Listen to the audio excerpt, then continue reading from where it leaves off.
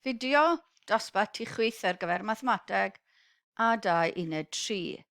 Integru ffwythiannau esbonyddol. I ni'n gwybod yn flaenorol bod differiad e i'r pŵer x yn haflu e i'r pŵer x, pan mae e yn haflu 2.71828 sef y cysonyn Euler. Rif anghymarebol pwysig yw hwn, gan fod graddiant e i'r pŵer x yn haflu 1 yn y pwynt 0,1. Gweler y fideo M2.3.6C4. Felly ni'n gwybod hynna. Felly mae'n dilyn bod integriad e i'r pŵer x gyda x yn haflu ax plus cysonyn. Cofiwch dod i'r cysonyn mewn. Byddwch yn colli marciau na byddwch chi'n rhoi fe mewn. Hefyd ni'n gwybod bod differiad ffwythiant neu defnyddio rheol cadwyn e i'r pŵer ryw ffwythiant arall yn hafal i e i'r pŵer y ffwythiant yna lluosi differiad y ffwythiant. Felly, os dyw y ffwythiant yn un llinol, mae integru e i'r pŵer fx yn mynd i fod yn eitha hawdd. Bydde angen differu'r fx, ond os yw'r fx yn un llinol, dim ond cysonyn byddwn ni'n cael. Dewch ni gael ystyried integru e i'r pŵer ax yn ôl x. Felly edrych ar y ffwythiant yw ax, differu hwnna a ni'n cael a.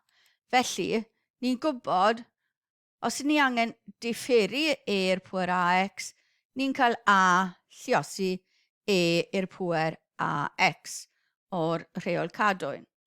Felly, hwnna'n golygu os ni moyn integru a e i'r pŵer ax yn ôl x, ni'n cael e i'r pŵer ax plus cysonyn. Ond ni angen integru e i'r pŵer ax. Felly, mae hwnna'r un peth a gweud 1 e i'r pŵer ax ni angen integru.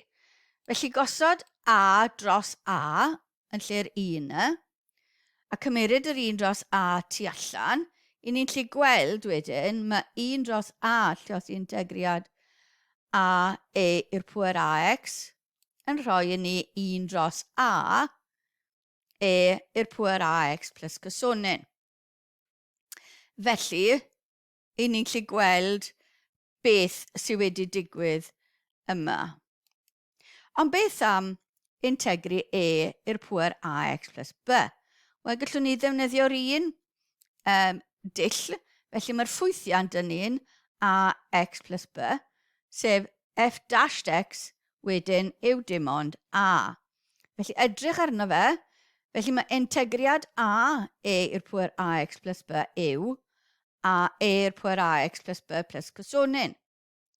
Felly, e i'r pŵer ax plus b, integriad hwnna, yw, fel wnaethon ni yn yr un cyn ni, cymeryd a dros a ni'n gwybod bod integriad a e i'r pŵer ax yn haflu e i'r pŵer ax plus b. Felly mae 1 dros a lluosi'r integriad yna yn rhoi 1 dros a e i'r pŵer ax plus b plus cysonyn. Cymeryd y cysonyn a c dros a fel cysonyn gwahanol. Felly, integru unrhyw ffwythiant llinol sy'n pŵer i e i'r pŵer unrhyw ffwythiant llinol, a mae fe yn 1 dros differiad y ffwythiant lluosi gyda e i'r pŵer ax plus b. Cofiwch y cysonyn. Sut i ddelio gyda ffwythiannau sydd ddim yn llinol? Felly, cofiwch bod dyna beth sydd gyda ni, mae differiad e i'r pŵer ryw ffwythiant yn e i'r pŵer y ffwythiant lluosi gyda'r differiad. Felly ni angen integru rhywbeth fel e i'r pŵer y ffwythiant, lluosi ryw ffwythiant, ond mae rhaid i'r ryw ffwythiant na fod yn luoswm o f dashed x, a wedyn gallwn ni wneud e.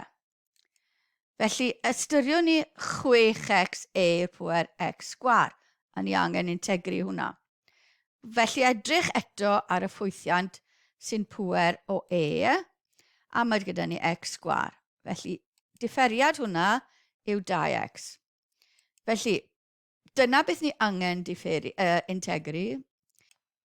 A ni angen i'r 6x yma fod yn luoswm o f dash x. Felly, os cymerwn ni'r 3 allan, mae gyda ni'r 2x e i'r pŵer x sgwar. Felly'r 2x yma e i'r pŵer x yw differiad yr e i'r pŵer x sgwar. Felly, os cymerwn nhw 3 allan, mae 2x e i'r pŵer x sgwar gyda ni. Felly, 2x e i'r pŵer x sgwar yw beth ni angen yma. Felly, mae gyda ni nawr 3 e i'r pŵer x sgwar plus cysonyn. Felly, ni wedi edrych ar y ffwythiant oedd gyda ni am e a gweld os yw'r y ffwythiant arall yn luoswm o differiad y ffwythiant sy'n pŵer e, a ni'n gallu creu wedyn yr integriad o hwnna.